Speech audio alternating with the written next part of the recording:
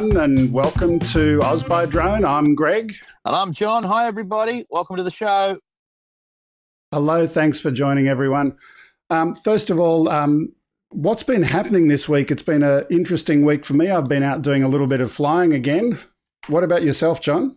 Same deal, mate. We've had a week of training on board. We had some CASA flights on Friday, a couple of days ago.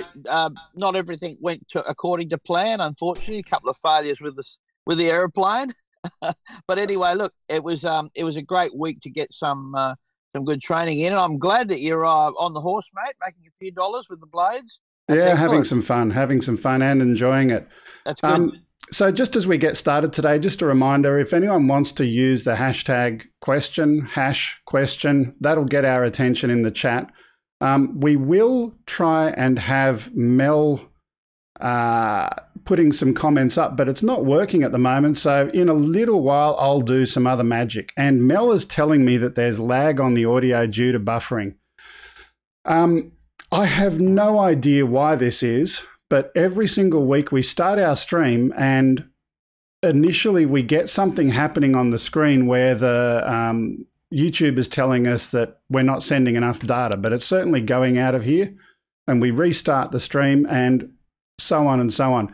But here's something important to remember. After the show is over, I'm going to re-upload a copy that we're recording locally, and in the top right-hand corner, you will see a link at the very beginning of the video to that recording, so you can play it back without any of this lag. So apologies for that.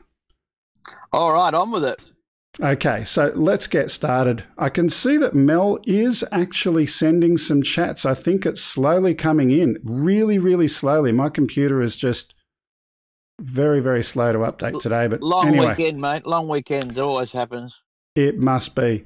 So let's get started. As always, our first piece of the day is the news. Top of the news. Okay, filmmaker, 69 years of age, was jailed for 6 years in Cambodia for flying a drone, has returned to Australia after receiving a royal pardon. Thank you very much. Australian filmmaker James Rickson was touched down on Australian soil after Cambodia's authorities pardoned his espionage conviction and deported him from the kingdom.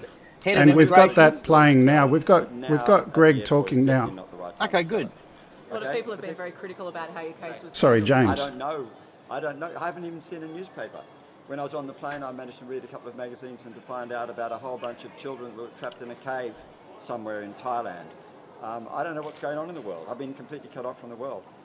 There's a lot of thank yous necessary to my family in particular, some of who are here right now. They've supported me enormously the last 15 months, and without their help, I don't think I'd be here.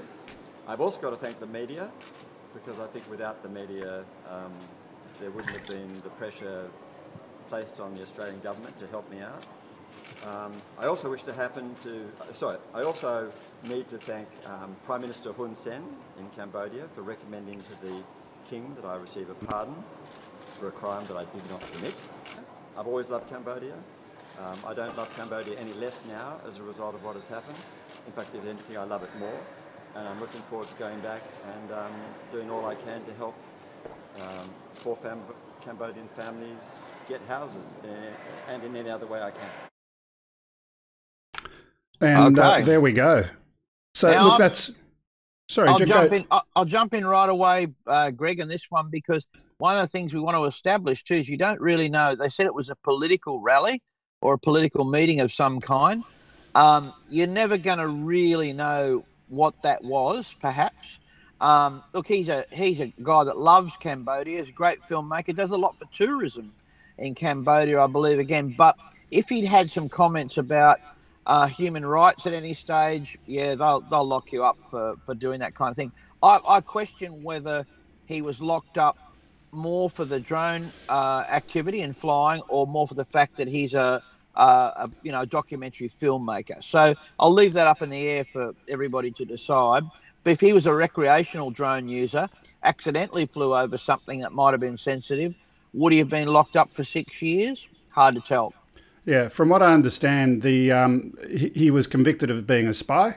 Yep. And what he actually did, he was at an event, a political rally, which was, protesting against the government, and the people that were protesting was a political party that had been banned or dismissed by the government, and therefore, that's the background as I understand it. Well, I think that's probably right. And look, if he's in with that movement, there'd be reasons to lock it. It's basically, a bit of propaganda in there as well, in terms of the pardon. The whole thing can be very well used as a bit of a staged event. But look, you don't know a lot of these things. One thing we probably should say, folks, is if you're in another country and you're flying, be really, thoughtful about what the rules are there and whether you can fly there at all. And I remember when you wanted to fly in the Philippines, Greg, we went through all of the various aerodrome charts. You could fly a UAV there, but where you could fly at proximity to the airport, you got to do double the amount of work checking up on stuff and making sure.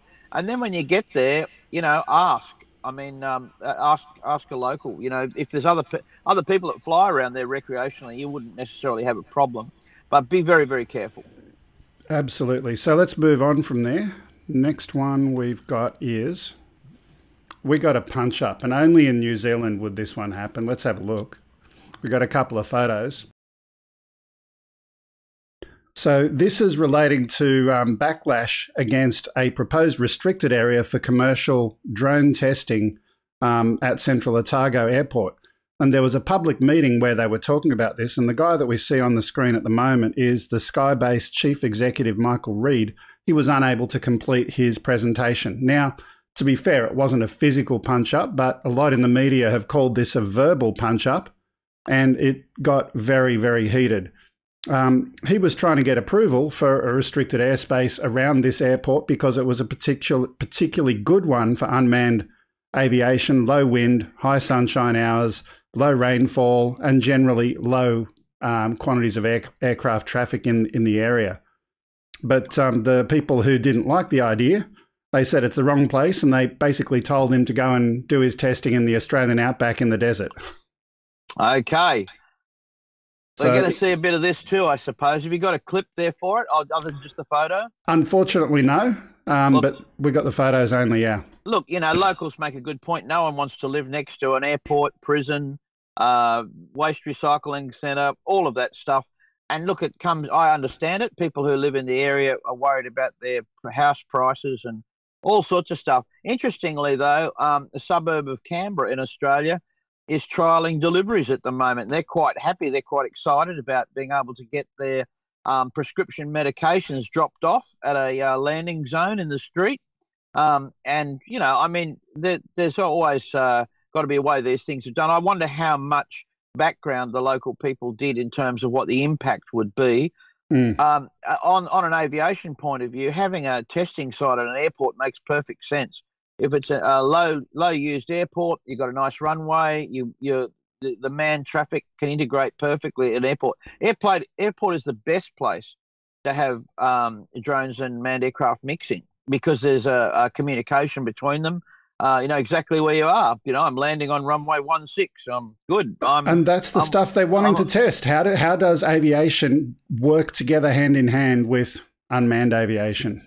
Yeah, look, it's interesting. They probably haven't looked at perhaps the economic benefit of it in the long term, but at the same token, let's go somewhere else and do it. There's certainly an argument for that. Go somewhere wide open space. Yeah. Off we go. And moving on from that, we've got the next story. Astro Transport Canada has issued a special flight operation certificate, a permit for the operation of an unmanned air vehicle system for its passenger drone project. Excellent. They've got a permit to start flying, and we're going to see more of these too. Canada's a very progressive country with their aviation and technology innovation. They're not unlike ours in some way. CASA and the Canadian regulators are often have to be the same, so a little bit different to the FAA. But look at that. Very nice work. Helicopter type. Flying on its own without a pilot in there, as you can see. You're going to see a lot more of that.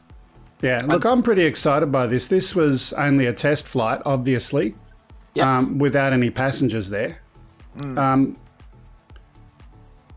but very, very exciting. One of the things, Greg, that's really interesting is that for startup companies that were going to develop something like that, to get a GoFundMe project, and we've had guys build bathtubs that they fly in with quads on them, attached to it. You've seen that video. Guy flies down to the local shops in a plastic bath.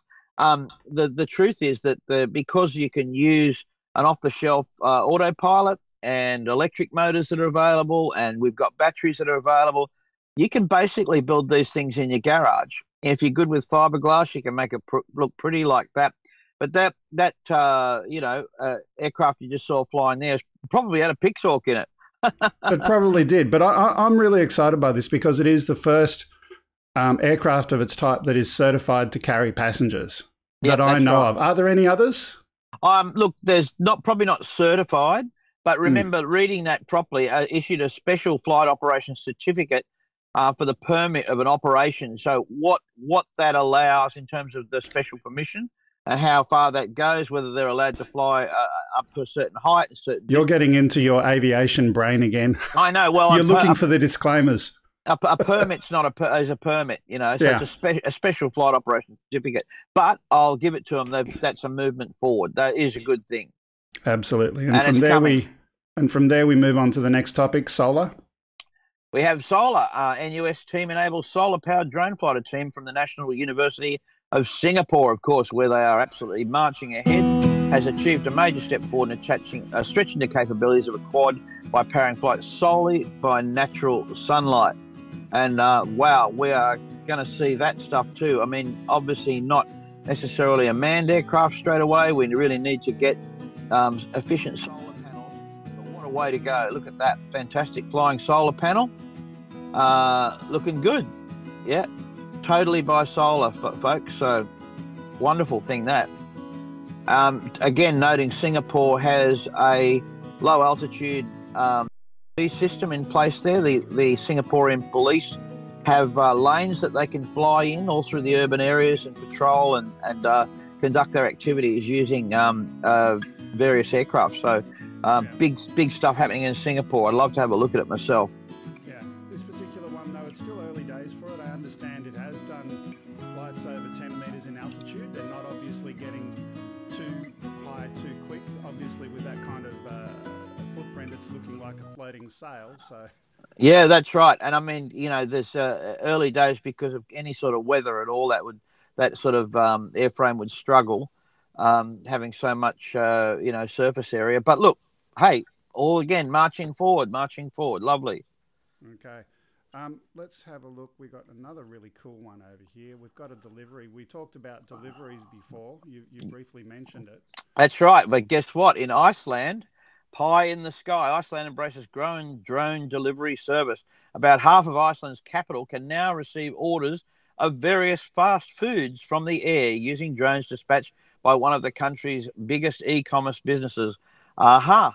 Now, talking about flying in the Australian outback being ideal for testing, Iceland. Where are you going to find people wandering around in unprotected clothing in Iceland? No, they're going to be in cars. And I tell you what, though, it's going to be the weather up there is absolutely ferocious. I don't know if you're waiting for a hot soup and a hot pie on a cold day, the wind's blowing outside at 60 knots. It might take a while to get there. Yeah, the subtitle for this story, Pie in the Sky, but let's have a look at the video. Yeah, let's check it.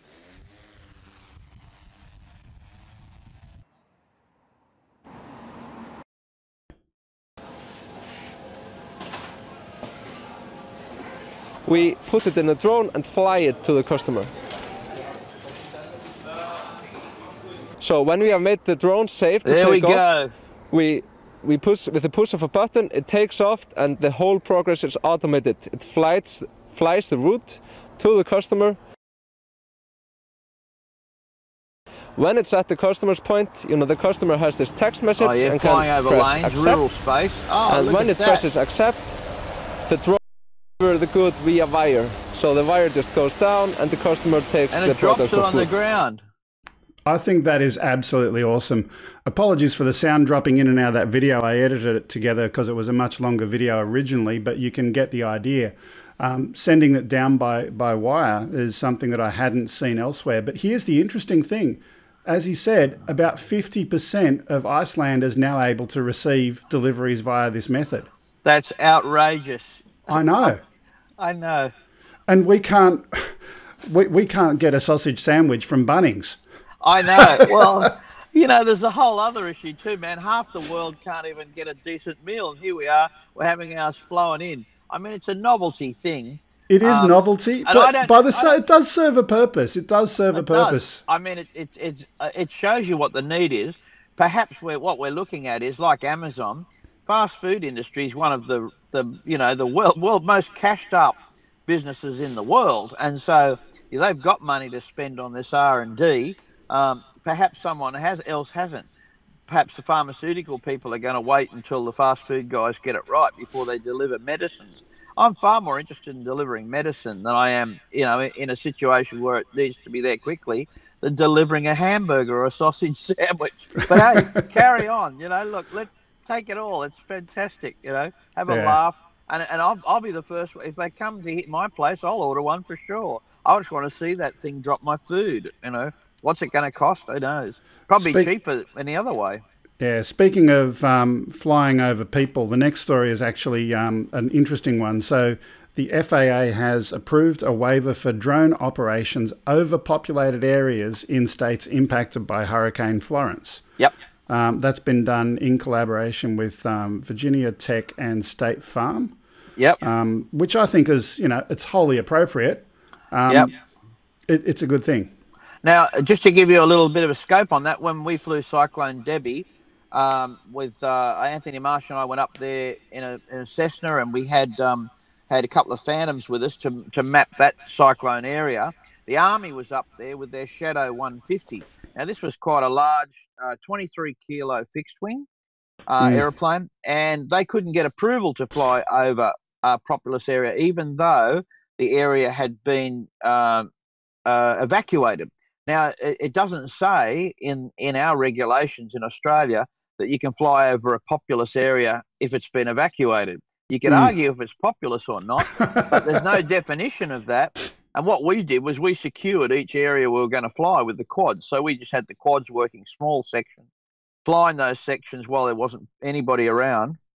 And I'll tell you what, when you're flying over a cyclone-devastated area, mate, it's hard to see what sort of damage a falling quad could make on some of the houses we saw. They're in ruins already. So there's obviously emergency services, rapid impact assessment, all that stuff. I look at it. That's just a common sense thing. Get a waiver going. They need it. But it's good. It's good. Oh, of course it is. But it has to. We have to make a note of it. We have to see how things are going forward. And I was going to have a little talk later about perhaps throwing in some extra news about REOC and REPL holders and how that relationship works based on your experience that we've had this week. Anyway, we'll move forward with that later. Yeah, absolutely. You know what? I'm going to do something a little bit out of sequence. We've got three or four more news stories, but just to make life interesting, I'm going to go and move on to a guest. But it's not the guest. It's not the guest that we had advertised. Silvertop Flyer, unfortunately, has gone AWOL, and we don't know where he is.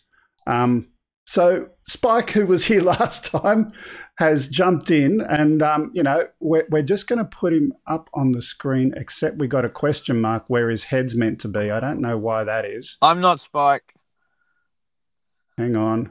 Here he is. Here we go. I can hear him. I can't hear him yet. Hello. Oh, there we go. There we go. We have a Spike. In fact, everybody. There we go. Spike, look, thanks for jumping in as a quick little guest. You mentioned that you'd had some magic happen with your aircraft, your Mavic. Yeah, yes, just here. We last night I did it actually, and we've managed to fix the gimbal cable ribbon cable, whatever, and she's back up and running. I haven't tested it yet. We haven't had the weather. It's a bit of a thunderstorm out there at the moment. It hasn't fired up yet, the thunderstorm, so we might be able to get it out there after the show. But yep, we've had some success. It recalibrated in startup mode, so I'm really happy about that. And this time I'll be taking your advice, Greg, and not doing the with all of the what do you call it again? The flying near metal, and when you get into trouble, go up and what's the other one? Take all of the what's the names off the in flying ATI mode. ATI mode, that's the one. Have you practiced in ATI mode? No, but I'm going to after the show, mate. I'm definitely yeah. Look, it's actually something when you do commercial flying, it's expected that you actually practice flying in ATI mode so that when stuff happens, you can actually get out of trouble. Yeah, well, I mean, before I bought this one, I did have a little $100 drone, and that didn't have any, what do you call them, sensors or whatever on it. So I did learn to fly to get the confidence enough to think, yes, I love this, and I'm going to buy something a bit better. So it's good. It's really good. Yep, good to hear. Good to hear. So what else have you been up to?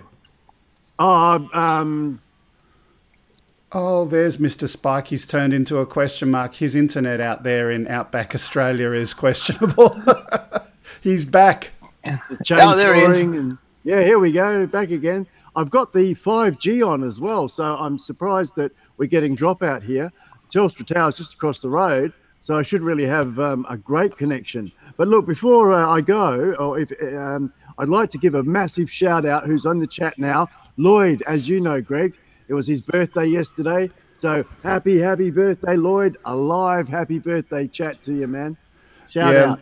Yeah, Lloyd, for those who might not have seen it, there was a happy birthday video to Lloyd, the grumpy vlogger. He's an interesting character, John. I don't know if you've seen his channel or not, but he vlogs every day. Yeah. And he's known as the grumpy vlogger. He's got that kind of interesting personality. That's his rave. I get it. And the community got together and we created a birthday video. I added 2 extra grumpy characters into the mix. The grumpy guys out of the Muppets, but it was all good. Sorry, I can't help myself. It's okay, Spike. It's okay. Oh, dear. So... there's another one here I wanted to. Oh, that's it. That's it. Who's that? Yeah, the drone bum as well. I'd like to. He's on his phone and he's watching us and tuned in. So thank you very much, Mr. Bum. I appreciate it. Absolutely. Oh, someone is saying no audio. No audio for who? I can see when I talk the things going up. Can you talk? Yeah, testing 1 2. Hello, check. It's all going out. So Mr. Hilton is telling me we've got no audio. It's probably delayed, like all things. The internet is. Yeah, it's a bit like it's been said in the chat, like an old Chinese movie, you know. Yeah. Hello. Yeah. Okay. Look, thanks for jumping in at short notice for a quick little say hello. What I'm going to do, welcome. We're going to put you into a box for a little while, a Spike in a box. We're going to bring you back. We're going to bring you back a little bit later and we'll have you talk through our Oz videos when we get to that point in the show. Hey, Greg, I just had a chance to go through the chat there and I can see Mick Malloy got his REPL this week. Congratulations. Anyone else get their REPL recently? Because that's a comment we're going to make later. Let us know on the if you're a new holder. Be great to hear. Absolutely. So let's do this. We had our quick little interlude. We've got 3 more news stories. Let's go to one of those now. The first one being Volvo. Now, before we talk about anyone being Volvo drivers, we're not talking about cars. We're talking about the Volvo Ocean Race. Let's play the video. Absolutely. Yeah, fantastic. Let's look at it.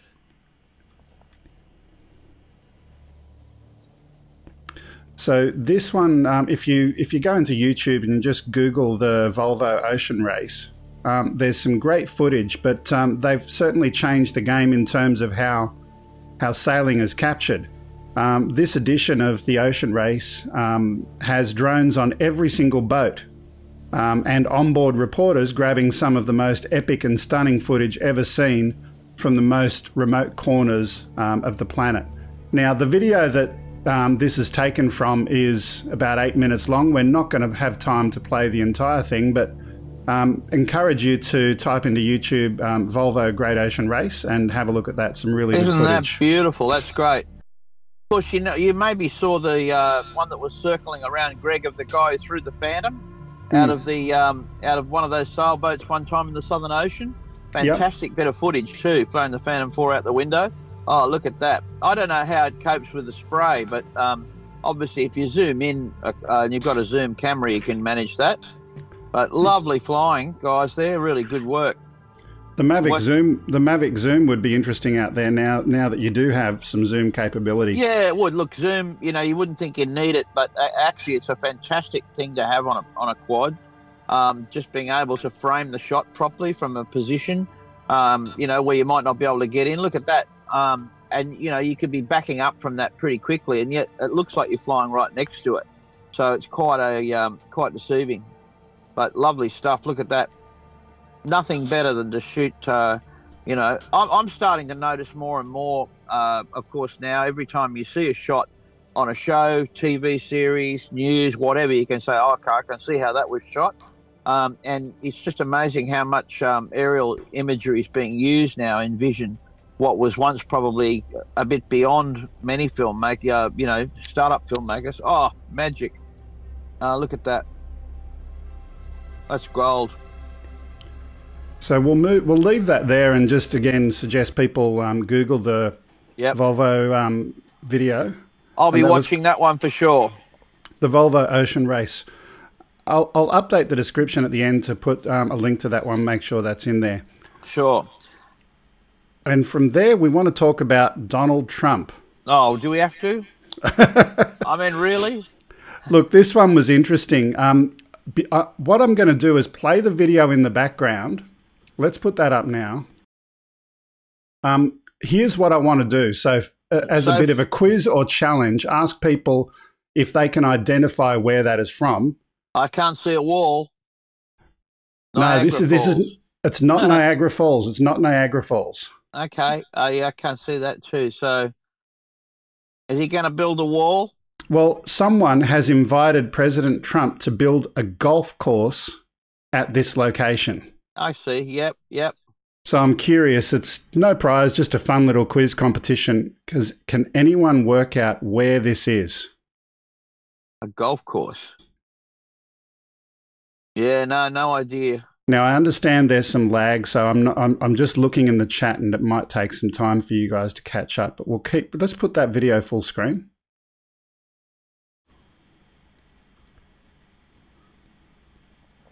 Oh, it looks like Australia.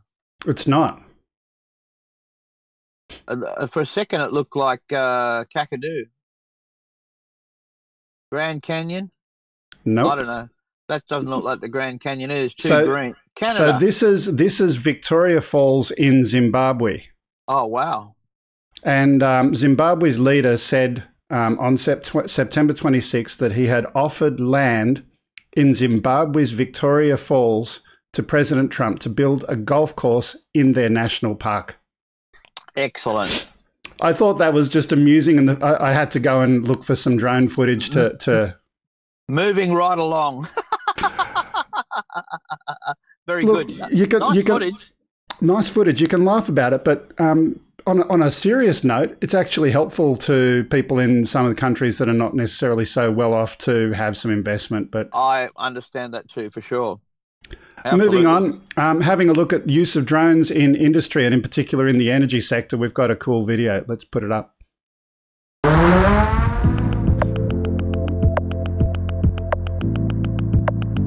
We're already using drones to now string lines because it's just a drone that you pull out of the truck and then you fly it across. It's done really quickly and it's done very safely. We're not having to get helicopters in, and it's done a lot cheaper, of course. You see a lot of hobbyists, you see a lot of people playing with them, but we're putting them very close around the network, and that's the real trick to what we're doing. And so we're teaching people how to do that in a safe way. Now, I was particularly impressed by the fact that they're using what appeared to be a Phantom 4 earlier on. Yeah, and I'll just turn the audio off. Footage. You don't use a Phantom 4 to do power line inspections. Not to do inspections. What they're actually doing, they're using the Phantom 4 with some very lightweight cable to go, not cable, nylon string to thread it over the top and pull a line behind it. Oh, yeah, of course. Yep, that's good. But, it was interesting that they were using that. Yeah, well, it's still a pretty reliable airplane on the job. No problem at all. It is. And I've got one more video for us to have a look at today. Let's just throw that one up. So again, this is industrial use of drones. Thermal imaging or infrared? Infrared imaging, but what this is actually some railway companies going and filming graffitis and vandals and catching them. Yeah, right. In the middle of the night. Yeah, this is down in Melbourne. So interesting. Good work. Pardon me. Greg, I was going to jump and add this onto the end of our little news clip today, and ask you a couple of questions. As we've had some guys chime in getting their REOC recently. Just the fact that when you've got your REPL, in your license in Australia, for those listening overseas, your Part 107, I suppose, but not a waiver, how you got integrated into work because of we were doing insurance assessment, as you know, and there are a number of inductions to do and a number of, if you like, the company operations as well. So if you were going to say to someone once they're joining a company to do a simple task, they'd need 2 or 3 days to put aside to get ready for that kind of stuff. Your estimation? To do a simple task like what? Well, to get together and manage what you did this week in a roof inspection with ortho, video, stills, managing the client, induction for the contractor on site, stuff, on and on it goes. It's a bit of a list. Yeah, there's a fair bit of work, fair bit of thinking and planning, and even things like going and refreshing your memory about things that you need to do from a regulatory perspective. So I did my REPL some time back, and I had to go and refresh my memory about things that I need to do to be compliant with best practices around that as well. So yeah, it does take a good 2 or 3 days worth of thinking. Inductions, yeah, I had to go and do some online training for that as well, and that was fine. Yeah, but yeah, fairly straightforward. But again, I suppose the document procedure is another one that comes into play in terms of what documents you've got to have on a commercial job, what signatures they've got to have on them, and what permissions have got to be in place as well. Yeah. Not necessarily rocket science at all, but just for those that have got their REPL now and looking to work for a REOC holder or a company that has it, just keep everything fresh in your mind from your training and be prepared. Whatever the type of work you're doing, there's going to be inductions and all sorts of site skills to learn as well where you're flying. But absolutely. Yeah. And one thing that I love, I use Air Data. I've subscribed to that service, and having that available to keep a log of your flights, to keep a log of your maintenance. It's got maintenance logging in there as well. Yeah, that's right. It even tells you, based on the number of hours flown and the number of flights and battery usage, it gives you a checklist of maintenance activities to perform. And I think that's a really, really great service. Yep. Okay. Good stuff.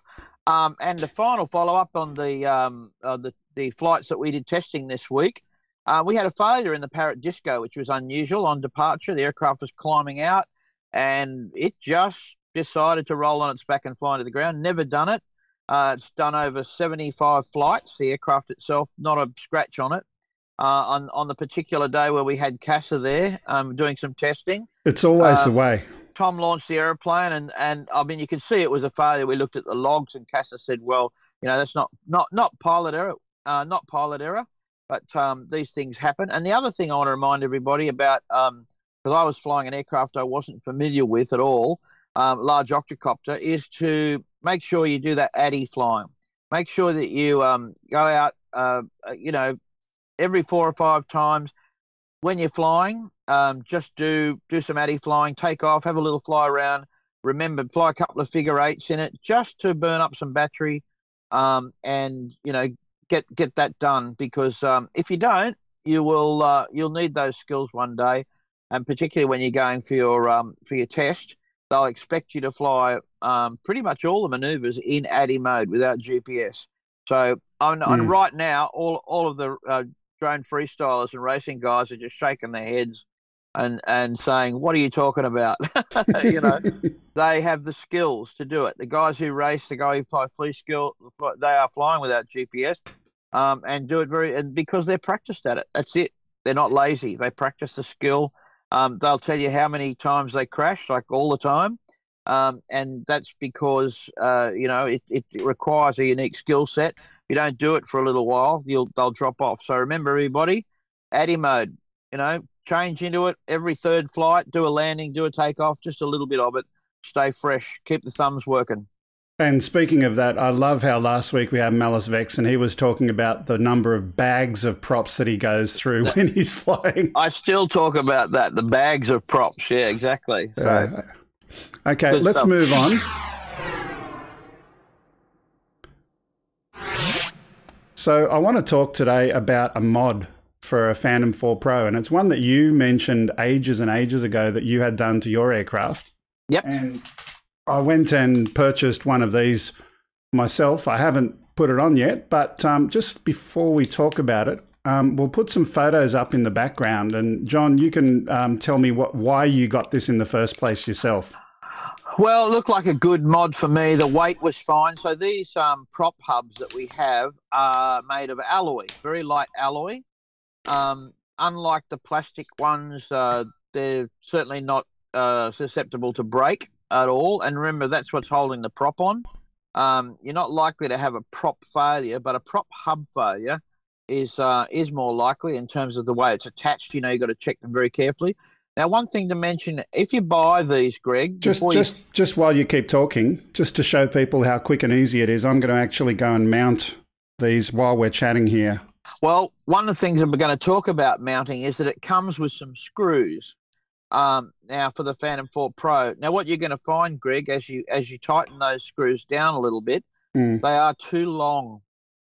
It didn't come with screws, my one, so I've got to use the existing ones. In that case, you're fine. Use the existing ones. Be cautious if you use the screws that came with it. I think that's probably why the later kits don't have the screws, because they were substandard. So not only do they're a slightly softer metal, but they're too long. So what you do, if you don't have screws, you want to replace the screws, use the P4 screws. That's not the Phantom 4 Pro or Advanced, but the actual P4, the original P4. Those screws are slightly shorter, and they'll torque down nicely onto those mounts and sit much better. Remember to use Loctite, thread locker, whenever you're working with a drivetrain on an aircraft. You need to have that tiny bit of thread locker on the screws as well. And you'll probably in which case I won't put that in today. Well, you might, Greg, you might see a little bit of thread locker on the screw. If you take one out, have a look at it very, very closely, and you'll see a little bit of thread lock actually or residue on the screw itself.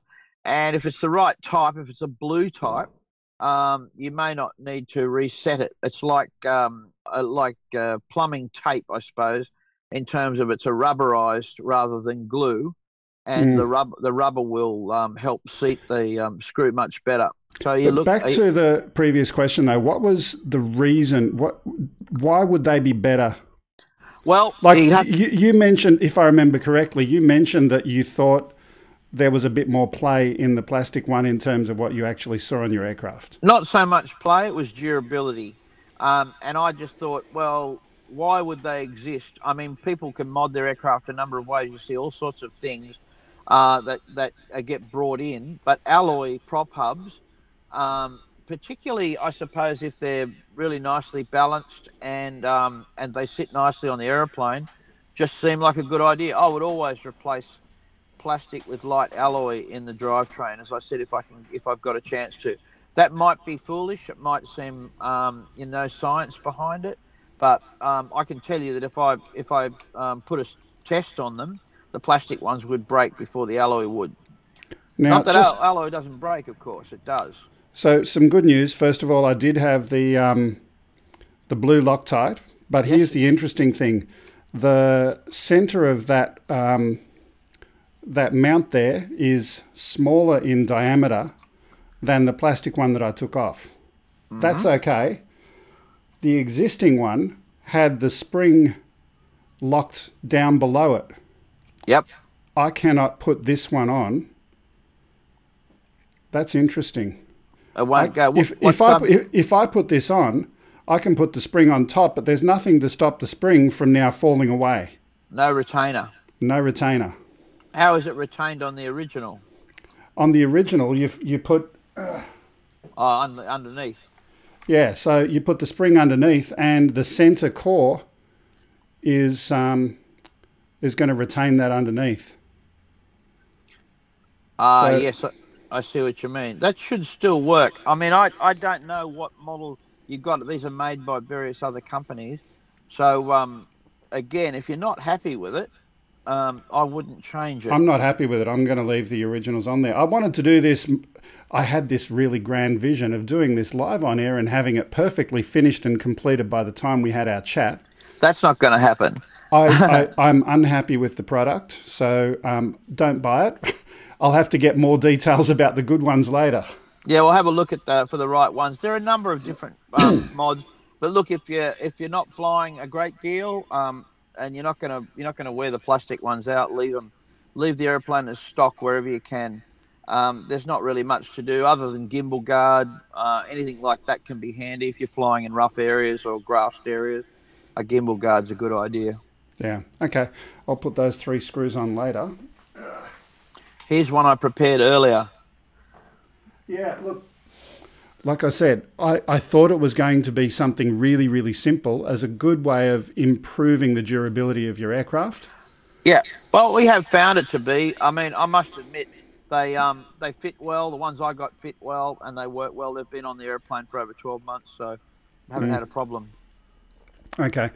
Let's move on from there. A couple of things. I noticed the Nightbot's been on the screen for a while there. I don't know if, Mel, you're in the room, if it stopped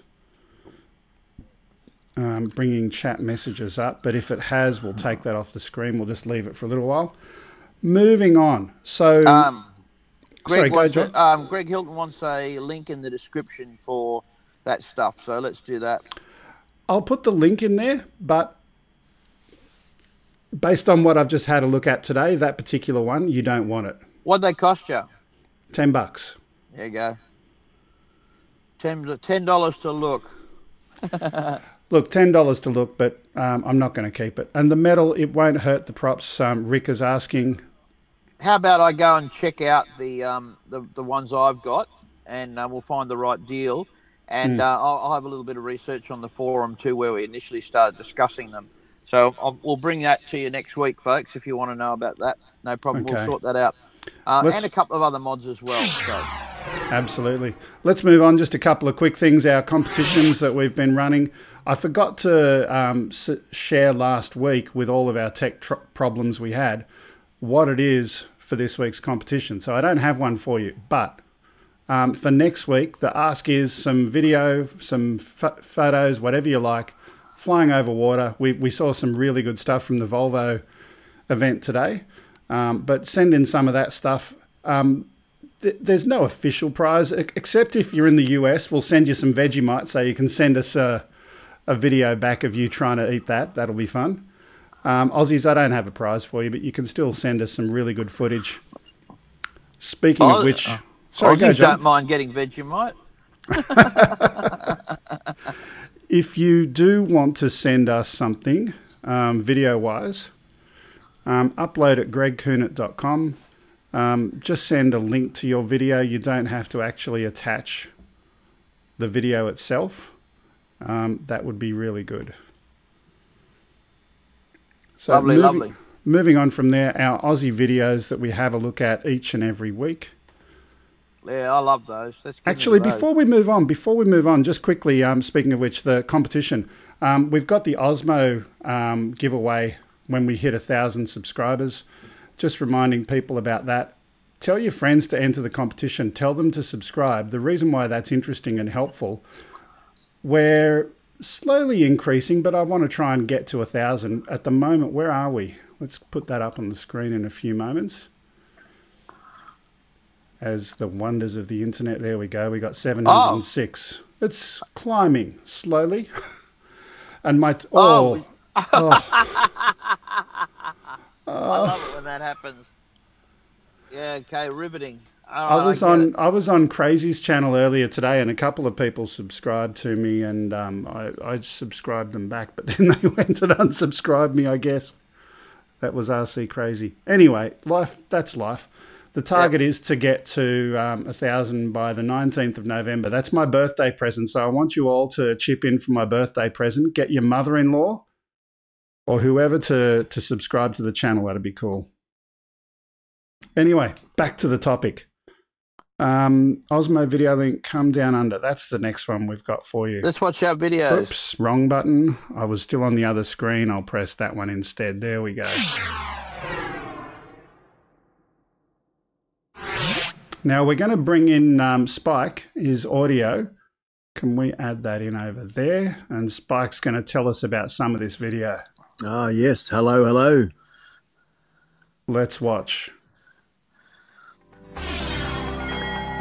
Rightio, folks. What you're looking at here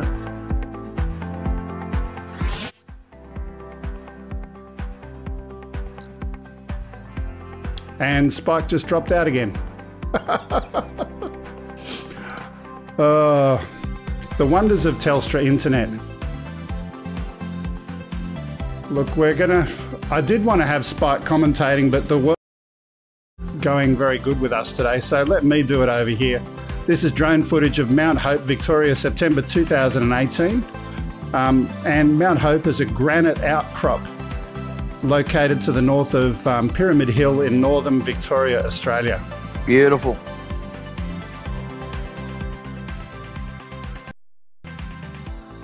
You're not getting me now, Greg. You're back. Oh, okay. And as you can see, folks, this was was it Thomas Livingstone Michael became the first European to sight the mountain in 1836. And this was entirely, what was this film with, Greg? Doesn't say, doesn't matter. I can't see it there, no. Moving right along, folks. So here we are. This is where I used to live in Tasmania for a little while, Targa Tasmania. It's fantastic. This is also footage taken in Cairns. This is through a Phantom 4 Pro. Targa Tasmania is a tarmac-based rally event held in the island state of Tassie. Yeah, it's really, really cool, people. If you're visiting, try and add that to your calendar. I think this is the race that Brocky passed away and having an accident many, many years ago. Yeah. Yep. They also have Targa in New Zealand and Newfoundland as well, so it's an international event. But Targa Tasmania, massive, guys. It really is good. Plenty of vantage points around the place. I like this vantage point.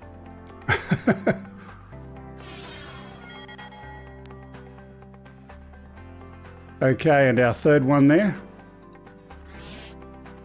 And Spike keeps on coming in and out with his internet, so let me share there. We've got Josh Rawlings has created this one. This is his Travel Outback Australia cattle station muster. He's been lucky enough to travel across Australia working in some of the most remote corners of this wonderful continent. Lots of parts of this country do go unseen by many people, and certainly working on some of Australia's largest cattle stations, meeting people and working the land are memories that he says he will carry forever. And it is a beautiful country, and there's so much of it. I keep saying to my family, they want to go overseas. I say, let's go out to Upper, come back to West.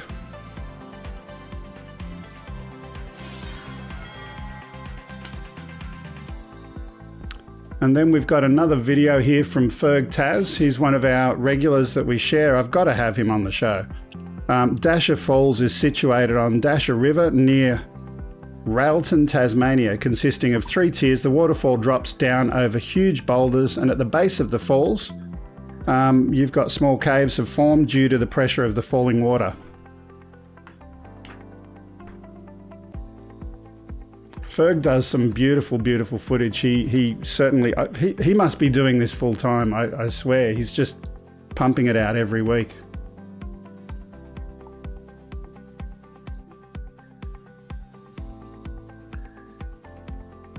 Now I can see my friend Spike in the background is trying to talk, but thanks to the wonders of Telstra, we channel there, but it's not coming through, my friend.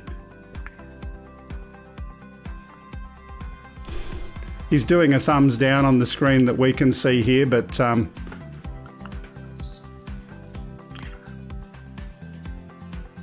and he's disappeared again off the screen.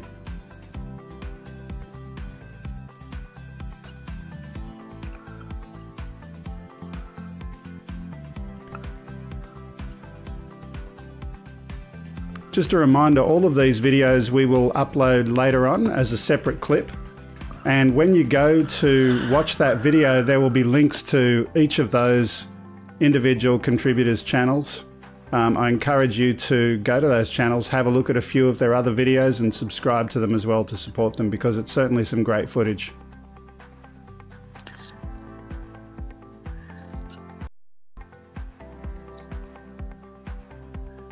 And certainly this week, Greg has added a fair bit of Ferg Tasmania there. It's good, isn't it?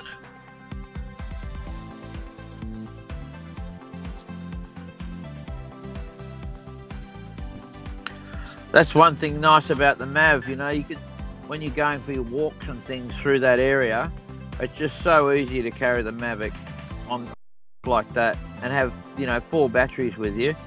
And just do virtually, you know, heaps of filming, pop it out of the backpack. You know, it's just, I can see why DJI really have, you know, developed the Mavic 2 and gone for a better camera and all that stuff and zoom. Just that platform is just so usable when you look at footage like this. You know that's how it was shot. If you were walking down the side of a mountain, that's the airplane you want to take. And unfortunately for me, I can't afford one at the moment, otherwise I'd get one. Yeah, they're good. Yeah.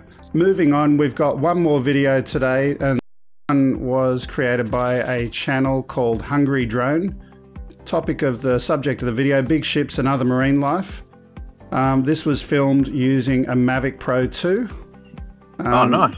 This was filmed at the entrance to Port Botany, Australia's largest container terminal, during August and September 2018.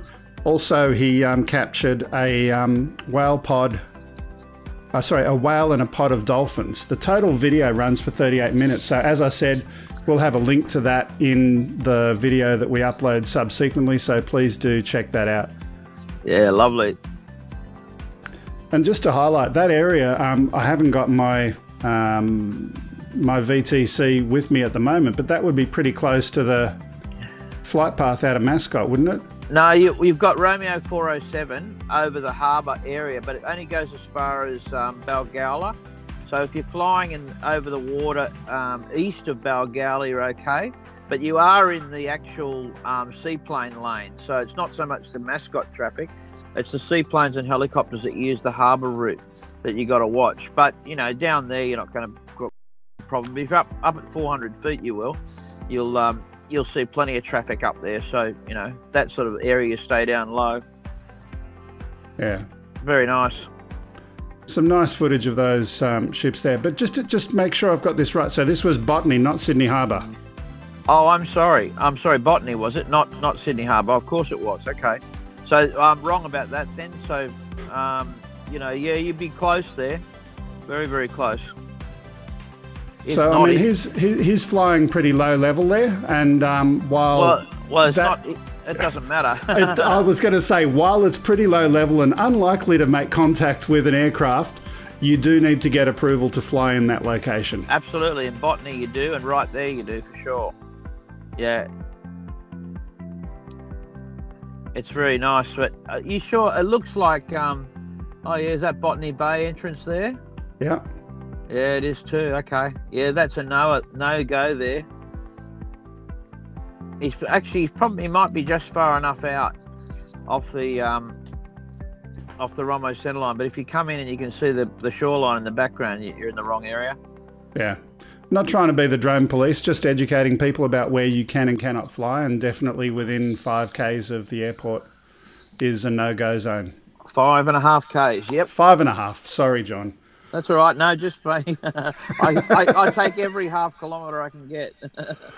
Yeah. Okay. Look, we've come to the end of most of our show. We've got a couple of other little things that I wanted to share. Just, I try to keep the show to an hour. We got 5 minutes left. This was a viewer video that someone shared with me some time ago. It was a video out of Russia. And I've subtitled this From Russia with Love. So let's have a look. It's something out of Moscow.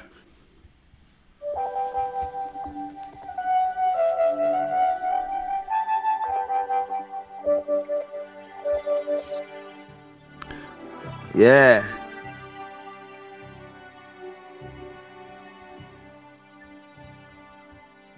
Now, I don't think this was necessarily the original work of the person who submitted it to us, but it's a beautiful, beautiful shot.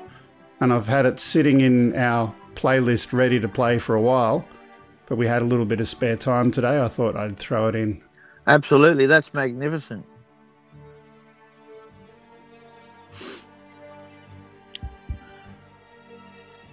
Loving the gold roof. Ah, Mr. Spiker's back. Yeah, change the server. Better late than never. Look at this stunning sunset there in the background. Yeah, that's great.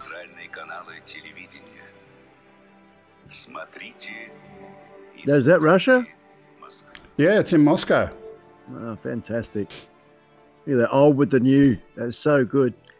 Yeah, nice work. Whoa.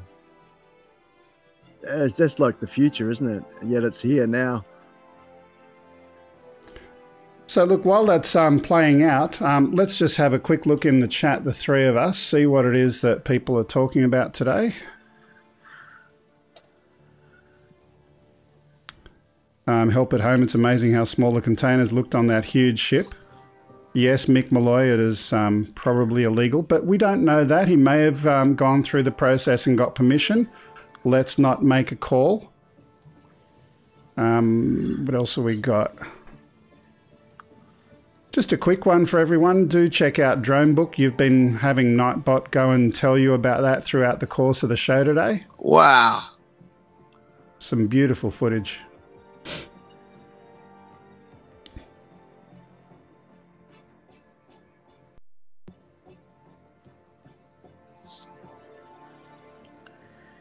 No, I didn't see that. I must check that out. Oh, that's fantastic work. Look at the way the reflection's working on it. Yeah.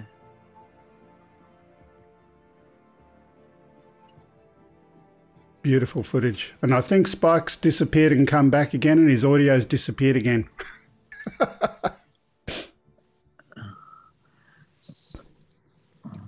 Shot on Inspire too. Yeah, absolutely. Look, sorry, Spike, I don't know what's happening with your audio, and I don't know what's happening with the titles. We're having lots of fun today. Sure are. Yeah.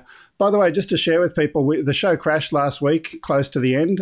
They sent me a different version of Wirecast, which is spitting out lots of debug logs. I'm actually silently hoping the show crashes today so I can send them lots of logs. No, don't do that. Look, just following up on some of the things in the chat. Bob Brown saying, unsure if the NBN would make the audio sync issue better or worse. I don't know.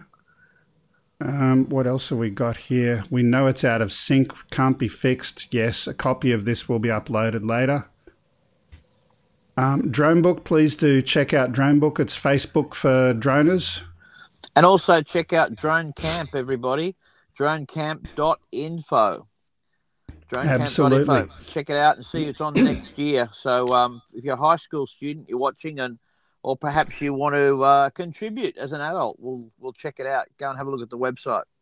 Yeah, please do. John and I will be doing that project together. It'll be with a bunch of other people. It'll be a lot of fun. Absolutely. What else have we got left here? A message from 400 AGL. We'd like to offer a special salute to Telstra, our wonderful internet service provider. I don't know if it should be a salute or the royal salute, but anyway, enough said. That's about all we got time for today. Thanks for being here, John. Thanks for being here in the background, Spike. Yep. we will be back again next time, and we'll hopefully have Stump the Yank if we've got an American guest. We're still locking in our guest for next week. It may be Eric from eDrone, yet to be confirmed. But that's all for now. See you next time. See you, everybody. Happy Bye-bye. landings.